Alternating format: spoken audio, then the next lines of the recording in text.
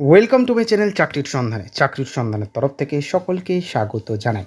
সকল বেকার চাকরি প্রার্থীদের জন্য আবার একটি বিরাট বড় চাকরির আপডেট নিয়ে আমি চলে এলাম চাকরির সন্ধানে।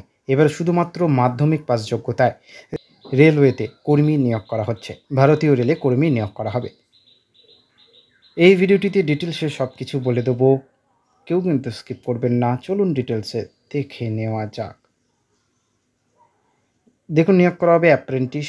অনেকগুলি শূন্যপদ আছে, 67টি। যোগ্যতা লাগছে যে কোনো বিদ্যালয়, স্বীকৃত বিদ্যালয় বা বিশ্ববিদ্যালয় থেকে দশম, দ্বাদশ, আইটিআই, স্নাতক বা সমতুল্য উত্তীর্ণ হতে হবে। অবশ্যই সমস্ত কিছু তথ্য বিস্তারিত জানতে গেলে অফিসিয়াল বিজ্ঞপ্তিটা অবশ্যই ডিটেলসে দেখে নেবেন।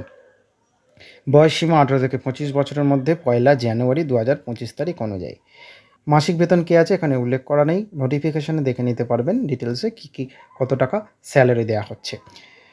কোনখান থেকে আমরা পেয়েছি বিজ্ঞপ্তিটা? www.rrcmas.in এই পোর্টাল থেকে। তবু একবার যাচাই করে আবেদন করবেন।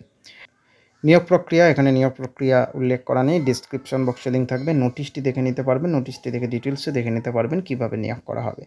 আবেদন করতে হবে অনলাইনের মাধ্যমে।